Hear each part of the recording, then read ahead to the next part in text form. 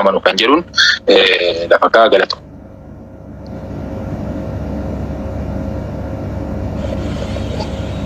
Galatoomi ayyaana tinga darabeen nageessa. Sigeera ati jalqaba yeroo jalqabu hin dhufne garuu solkoon beennaan amma deebi'eera fakkaata. Solkoon beennaan Omaan hin bu'aate waama tokko jedheen bu'aa ni gadhiisa bakka. No gadhiisuudha miti. Inuma yaadicha dhageessee taasisin jechuufi maal akka xiyyeeffannaa waan lama dhaadheeffan jalqabee. Isaaniin qofaa dhageessee taanaan si galuu dhabuun mala maali? Gartee kabbadeen dhageessee ni hubeetta kabbadeetii akkan seenuun afeeree beektaatti dura.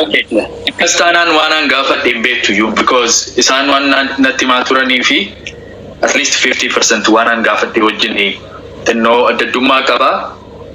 Jalqaba irratti Awaashi bakka tokko tuqee beekeera akkas akka ta'u. Yeroo jalqabaas kanatu ta'e beekeetan kan godha interject gochuun nan danda'a akka argitutti sa'aatii kee keessatti interject gochuun nan danda'a. Garuu beekeetan because paatterniin kuni paaternii lafarra jirudha. Paatterniin kuni paaternii siyaasichaati.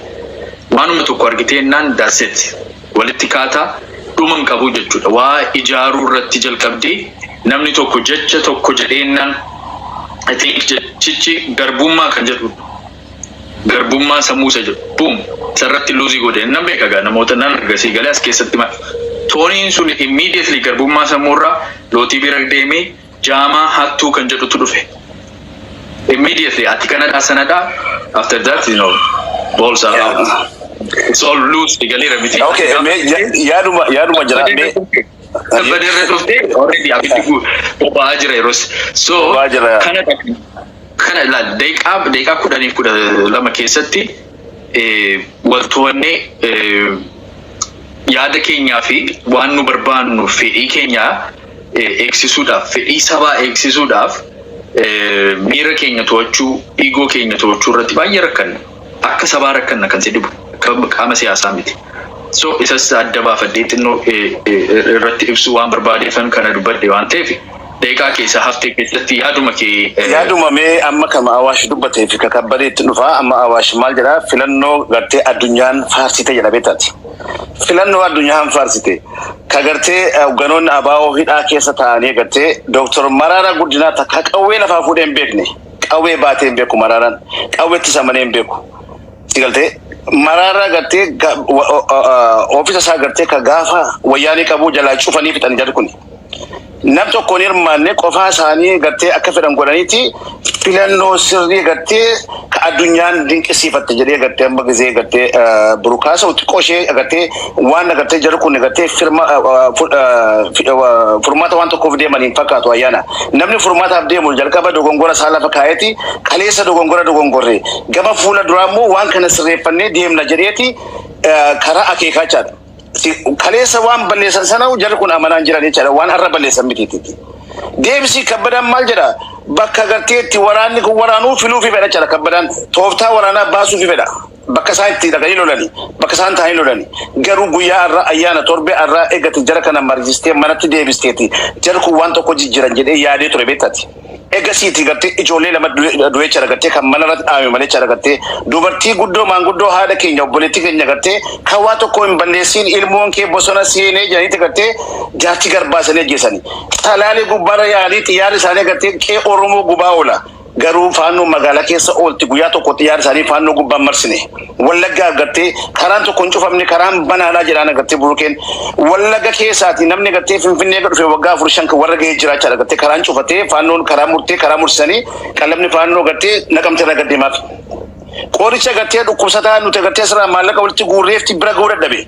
Osoo kun jiruutti dhugaa awwaalanii furmaata bira gahuu dhaquu dhiisiiti. Rakkoo isaan uumanii dhaqanii ganda Amaaraa keessa ganda Tigree keessa dhaqanii gartee balleessanti deebi'ee Oromoo xurii isaanii nu gubbaatti faca'eetti sana qulqulleessuuf makaraa argaa oolan yeroo tokko gizee gartee ganda biraas nu osoo hin beekin isaan deeggarra.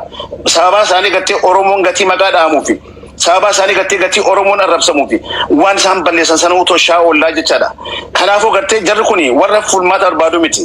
Warra gartee karaa sirriitti dhufee gartee Oromoo gidduutti nagaa buusuu barbaadu miti. Yoo karaa nagaa buusuu barbaadani agartee ijoolleen Oromoo waraanni bilisummaa Oromoo kaayyoonni baatee deemu kaayyoo Oromoo baatee deema. Kaayyoo kaleessa gartee Oromoo qilxuufaa itti wareegamanii. كتادسا بروفات وريغا من سنة باتي ديما إسان كل مو أول تيم لنك نفي جاراني غافي كيرو كيسا تقون ديبنا يانا توقو بك غافي كيرو كمسا دي توريغا مي تقون ديبني Okay. Gati debina gama kana debina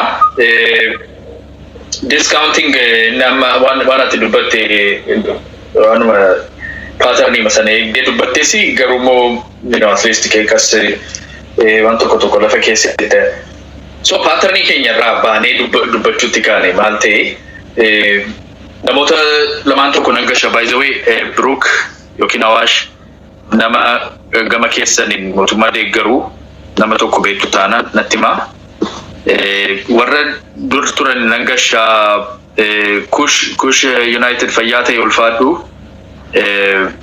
namoota kanaan dura sirratti mari'achaa turan nangasha atigaa Aniwa yana da konto konjuru ifama guda garu magati bakawrati gati kasu wanto ko comment ko debu maal jettee ka okay tifu laki hamdu sinkasu la yoro tokko namoota gartee oromo kana akka malee cini nan tijira beta warka yuri fa beta te oromo beta jecha sana jechun barbadu nama oromo qalani maal jirani fonsani tabasani maal jedhe gartee heddu la jarwani jedhu yoro namna kasana du face birati mariyatu qoshenu du kusa sila ishe sana stala kanke gudda da kabaja si qabna gartee mo namoota ati qoshi oromo ntukini sila filatti ti gartee edu garira gatin siduba kasufin bakkat jukti tishana jechu barbade betati hamtu foton ten sikaji akati gachelfatte kara sirigrentu fi topiki kana be mo asoki yabdi fansi gafada gadin bo galato no topiki kana ram batus wan mi adake kan garake ke sakabatte demte amachu manna wani addu dubbachun ke baye galata gudda qabda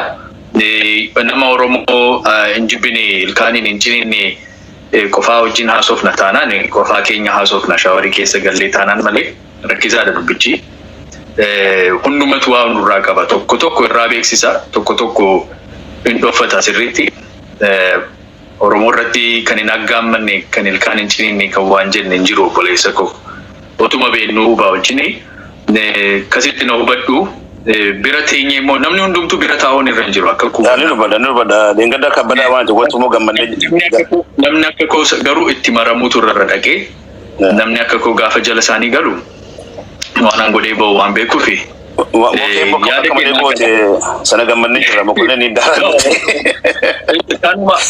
kanumaaf oomishamne nuufaa waan ta'eef nu deessinee namni eenyututti si qaree walumaan jiraachuuf jenna mucaa sanatti qoshee beektaati saabarra ba'eeti oromoo akka malee gartee sibinaa gartee afaaniin jedhani jedha warri harkaan iyyuu waa godhanii beekan otoo beennuu hubaa wajjin teenyeema siyaasa isaanii tamsaasnu waan ta'eef kasumatti wadhu mishini difama tole gatiin sudu akase mafine gartee sibirti jechuu barbaade bitama ibsu kana si ibsun ko it's worth the time and energy spent ulfaatu difama topic kana se base no problem the topic it devin kan kesa baanu tote baane achuma nafna turre topic kana ma kesa boon hin dandaamu sol coffee AK gama sanaan jiru kabade Brook yookiin Awash nama gama kanaan immoo marii raawundii lammaffaaf Baalee Roobee yoo jiraate akkama Baalee Roobee biyyatti dhaladheedha.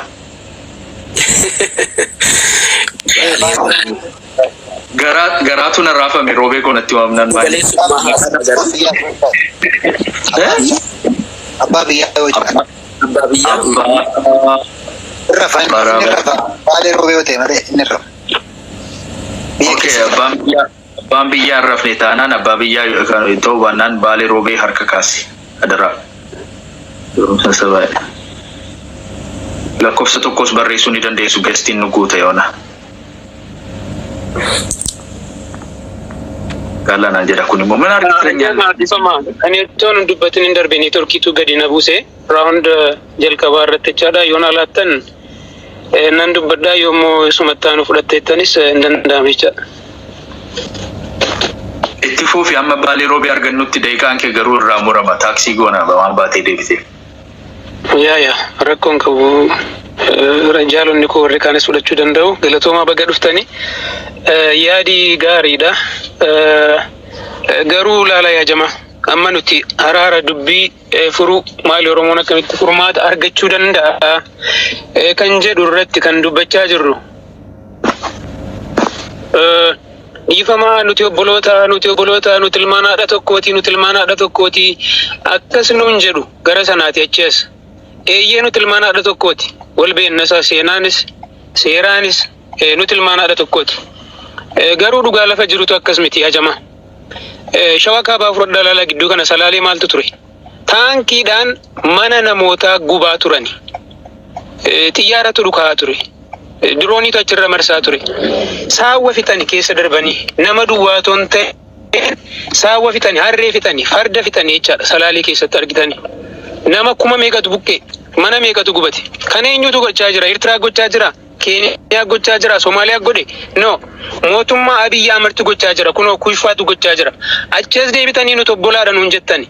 Yoo obbolaa taane maaliif nama keenya saawwa keenya farda keenya harree keenya gubdanii maafittu? Dhiirri akka jiruun dubartii dhiisee bosonatti baqatee dubartootatu ijoollee waggaa tokko ijoollee ji'a jaha baatee muka jala tattaa'u argitanii. Muka jala tattaa'u manni akka jiruun gubatee jechaadha. Kana kan gochaa jiru mootummaa Oromoo sin jettanidha. Mootummaan Oromoo kuni kan kilaashiidhaan adabuun hin danda'ama yoo rakkoon jiraate. Maali taankii marsanii taankiidhaan akkasitti nama fixuun? Kunoo asirraa qabna. Maxxansuu dandeenya suuraan malee ol baasuu nan danda'a jechuun waan inni nutti kennu waan danda'uudhaaf malee jechaadha hundi keessan argitaniittu.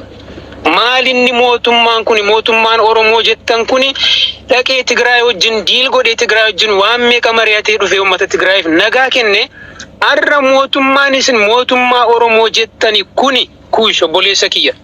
Ilaali Tigraay wajjin nagaa buuse. Oromoo wajjin garuu nagaa odoo TPLF jiru TPLFin kabajee bari waraana isaa guutummaatti Tigraay keessaa baaseetu har'a waraanni federaalaa tokko hin jiru Tigraay keessa. Milishaatu bulchaa jira Tigraayin ofii isaanii akka barbaadanitti of bulchaa jiru. Mootummaan kuni garuu Oromoo kottaa gadi teenyaa jedhee yoo akkuma kana duraa hidhaaf ajjechaadhaaf ta'e malee ilaala ilma keetu bosona jira jedhaniitu mana irratti gubanii dubartii mana hidhaattee gammam dararanii fuudhanii ajjeesanii har'a kaleessa argitaniittu. Maal isin kottaa hin araaramnaa nuti obbolaadha jettanii miidiyaa irraati gurra nu duuchuudhaan kan hafe waan Oromummaa fakkaatu tokko isin irraa argaa hin jiru. Hin argine erga gaafa isin dhuftaniiti.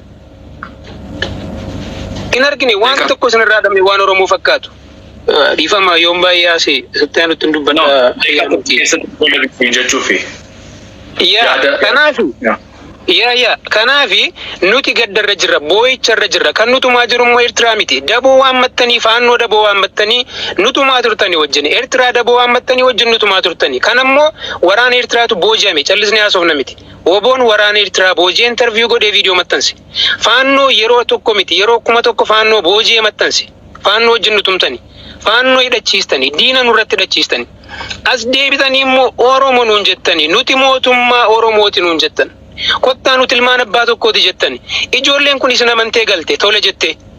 Fuutanii ijoollee akka jiruun summii fichisiistan gaddas dubbannaan soba jettani. Jawaar fa'aa Baqqalaa fa'aa fuutanii akka hin taanetti hiitanii hidhuu duwwaan mootuu hin ta'in dubbachuun barbaadu. Even summii illee waraantanii jechaadha. Summii bulee nama ajjeesu waggaa 10-15 booda nama ajjeesu waraantanii jechaadha. Kanaaf sobeettanii wannaa dhugachuun dandeessan. Yeroo isaan nyaata lagatanii gadi baatanii qoostuftani. Lagannaa nyaataatti jiru garuu cuukkoommoo ni nyaatu cuukkoommoo lagatanii jettanii qoosu turtanii isin. Har'a deebitanii TPLF wajjin hojjeta oolaan nuun jettanii. TPLF isin wajjin mana mootummaa keessa jira. TPLF nuti argine hin beeknu. TPLF wajjin hariiroo hin qabnu. TPLF wajjin kan mana mootummaa keessa oolu, kan walammachaa oolu, kan walii wajjin wannaachaa oolu isin. As deebitanii oolaa TPLF shanee TPLF nuun jettan jecha. Nu wajjin araara tokko buusuun barbaaddan. Goyyomsitanii kottuun mari'annattanii nu ajjeesuuf yoo ta'e malee akka isin argaa jirrutti akka kaleessas isin arginetti har'a kaleessa dheengadda torbee kana guyyaa 15 kana akka isin arginetti karoora Oromoo lafarraa qulqulleessuuti kan isinitti jirtani. Kan argaa jirra. Yoo kottaan obboleessaa naan hin jedhin waan obboleessaaf godhi jalqaba. Kana isin irraa dhabne jechaadha. Galatoomii ayyaana keenya. Alright, so fayyaate gara marii raawundii lammaffaatti deebina garuu waanuma tokko waan hubadheen dubbadha. Fayyaataa warri godeeftanii warri harka kaastanii singalateeffachuun barbaada gashuu hin dandeenye namootuma muraasan garshaara bakka banamnaan nama replace godhatu malee I try to limit the same face. Warri tap gootanii tap kana marachaaftu copy linking is wonderful. Really warri godha jiranii namooti kuma caalaatu jira baay'ee singalateeffadha. You guys are participating in a wonderful way. So kan ka'e irratti maa'inni ani waan tokkoon sin gaafadhe. Waanuma qaamni inni biraa yoo kana godhee gara marii deemu gara nagaadhaan hiikuudhaa fi nuu malaa nuu ta'a nu gargaara isa jettan sana lafa kaa'an jedhe. Kanuman jedhe. That's it. Waboo deeggarta taanaan if PP does this, then it would benefit the move towards peace. PP'n kana godhee jennaani gara nagaadhaan hiikuudhaaf mariidhaan hiikuudhaaf yaada qabnu irratti bu'aa gaarii argisiisuudhaaf PP'n kana godhuu jedha namni waboo deeggaru. Namni PP deeggaru immoo gara marii fi nagaadhaan kun akka hiikamuu fi waboon kana haa dhiisu yookiin kana haa godhuu jedha. Simple kanuma haa godhuu jedha. So kanuma gaafannee garuu xinnoo wal tuqxanii isin harka walirraa namni immoo warri isin deeggartanii biyya keessatti wal ajjeesaa uummatas sababa isaaniitiin mannis du'aa jira waan ta'eef asirratti jechaan wal dhiibuun keessan baay'ee wanta ajaa'iba godhee wanta fudhadhu miti garuu guyyaa lammaffaa keenyadha torbanarraas waliin turre already wal dhiittaniirtu quufame isammoo inni hingaa amma mariidhaan amma tokko dhiibuudhaaf haa hojjennu. Gurbaanas ture I think kuush kan dubbate sila. Namoonni nurraa amma tokko wanta dhagaan kanarraa bu'aa eegu. Expectationiin immoo mootummaanis ni beekaa, waboonis ni beekaa, caasaalee hin jiru as keessa warri jiran. Gaafa expectationiin uummataa set ta'ee jedhu sirraa'ee jedhu qaamni siyaasaa qaamni hidhatee isa guutuudhaaf socho'aa jechuudha. Nu hojiin keenya asirratti mari'annee yaada qulqulluu finnee uummanni expectationii isaa asirratti akka kaa'u waan eeggatu jechuudha. Maalan abdadha? Manni maal abdata kanarraa? Mariidhaan akka hiikamu barbaada. Amma asirratti warri teessan warri Ameerikaas jirtan warri Yurooppii jirtan warri biraa waan barbaanne jechuu ni dandeenya. Biyya lafaa irratti gaafa buunee Shawaa keessa deemnee, Wallagga keessa deemnee, Arsii keessa deemnee, Harargee keessa, Boorana keessa, Baalee keessa deemnee bakka barbaadan dhaqaati. Oromiyaa keessatti Oromoon tokkoffaa maal barbaada uummata kanarraa? PPs haa ta'u, waboos haa ta'u, wal ajjeesuu irraa ba'aa jedha. Silama Oromoo ajjeesaa hin jiru kan jedhu. Of course waboon Oromoo lolaa jira jechuu miti. Waboon kan qabsaa'u Oromoo ajjeesee mee mana kootti hin deebi'aa jedhee miti. Waboon kan qabsaa'u sirna kana nan kuffisaa anatu bulsha sirna kana yoo bulshii baadhee illee kaayyoo kanaan hiikuun barbaade kaayyoo kana galmaan ga'uun barbaada jedhee kaayyoo irratti dhaabbatee sirna lolaa jira malee Oromoo irratti kan qabsaa'aa jedhee kan qabsaa'u hin jiru.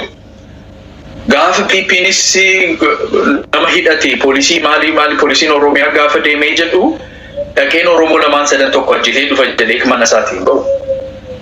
Biyyan eegsisaa mootummaan Oromoon bilisummaa keessa jira dagaagaa jira gaaffiin keenya nu deebi'aa jira nagaa keenya kan jeequun ofirraa ittisaa jedhee deema innis Oromiyaadhaaf Oromoodhaaf jedhee lola. Inni sunis Oromiyaadhaaf Oromoodhaaf jedhee lola. Kuni dhugaa lafarra jirudha. Uummanni immoo maal jedha nu dhiisaa daraa keessan sababa keenyaan ijoolleen keenya waliin fixinii ijoollee irra darbee namni guguddaanis ijoolleen xixinnoo daa'immanis dhumaa jiru waan ta'eef kanadha appitaayitiin uummata keenya kanaan duras haasofneerra. Isa irratti maaliif let's cater to that? Isa tajaajiluudhaaf haa hojjennu. Isa tajaajiluudhaaf gaafa hojjettanii miidiyaa kanarra warri jiranii warri Yurooppii jiran kun isin hin jaallatan. Akka nama malaamaltuu wayii akka nama kaayyoo isaarratti ciichuu didee wayii godhanii isin dhiibuu danda'u. Gama lamaaniyyuu gama kamiiniyyuu haa ta'u mee. Uummata nu barsiise otoo hin baratin nu barsiise otoo nyaatiin nu nyaachisanii nu guddisanii ammana kan nu ga'anii maatii keenya lafarra biyyarra warra jiruudhaaf isaaniif mee sarvisii haa goonu. Sarvisii maal goonaaf maal barbaadu isaan? Sagalee isaanii dhaga'an jiran.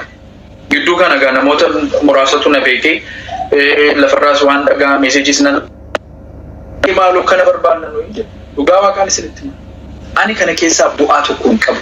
I promise you. Anaaf otoo bu'aa ta'e adabadhee jireenyuma koo sin jaalladhu sanaafan of qusachaa tures amma yoona ofittummaa ta'e natti ilaalamee naan akkas gochuutti kan malee anaaf jireenya kootiin hojii bareeda yoon barbaade siree koorraa torban guutuu hojjechuu nan danda'a. Nama akkas jiraatu siree koorraan hojjedhee luxuryidha life bakka barbaade jiraachuu nama danda'udha. Dhimma isaa qabaatiin jiraachuu nan danda'a. Sanadha otoo anaaf ta'e. Garuu kun kan ta'aa jiru numan argaan namni Oromoo keessaa gadaamessi Oromoo kan dhali hundumtuu tajaajila siyaasaa tajaajila warra Yurooppii fi Ameerikaadhaan jiru siyaasa kan marratti malee Oromoodhaaf really what is the heartbeat of the Oromo mother today? Oromoon lafarra jirtu haati tokko qotee bulaan tokko maal fedha jedhee isa ilaalee isaaf kan hojjetu dhabne.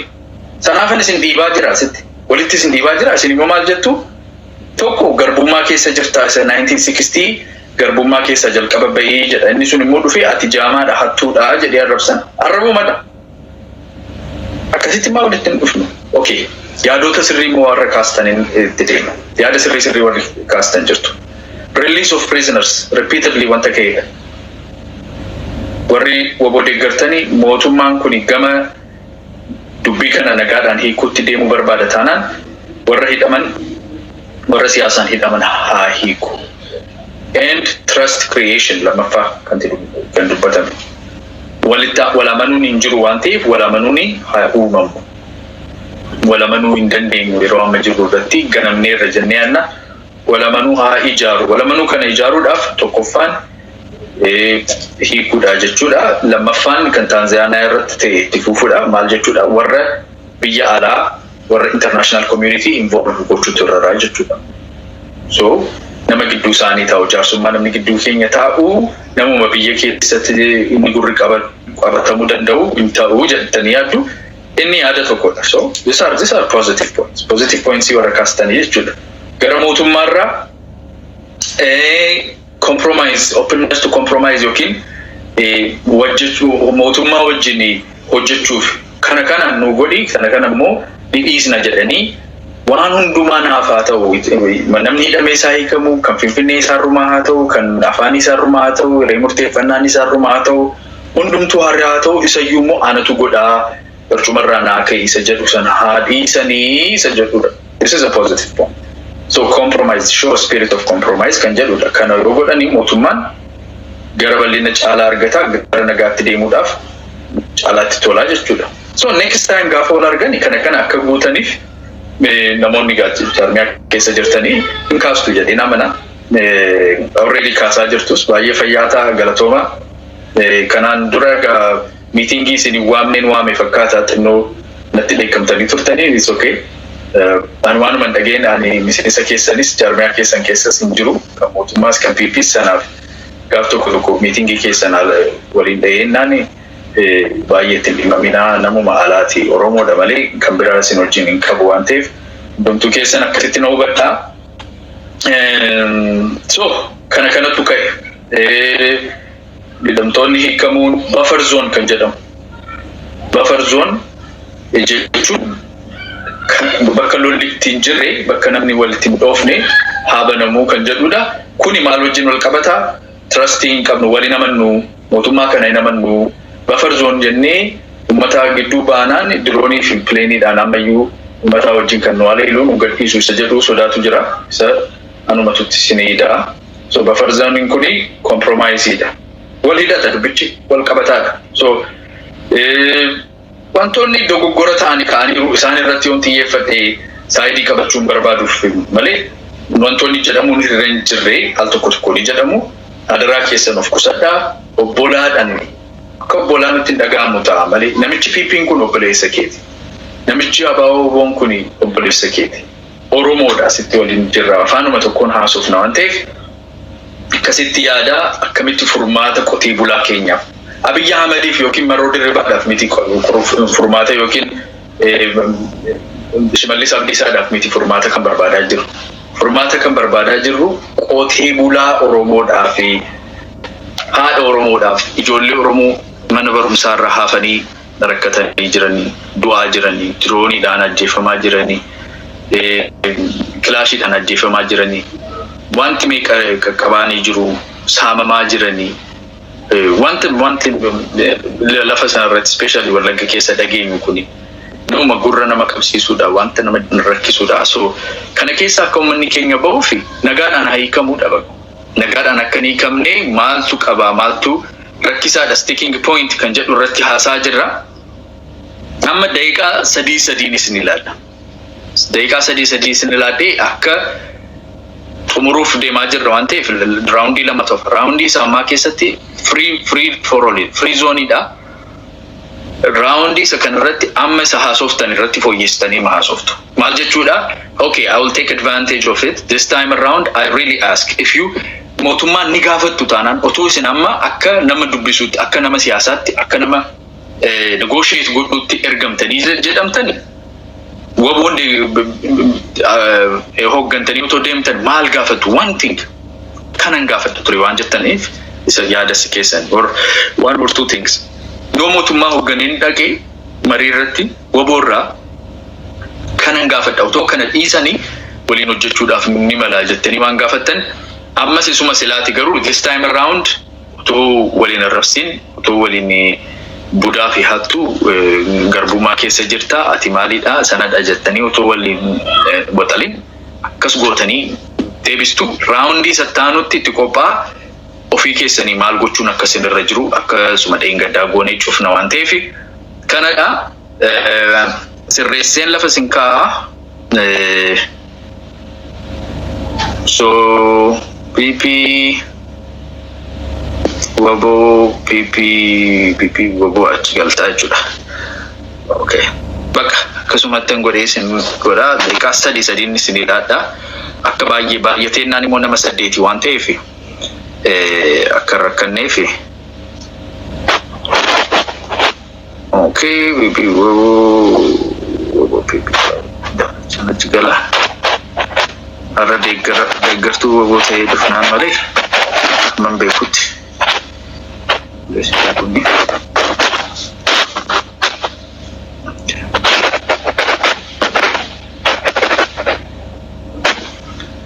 Right, daqiiqaa 3.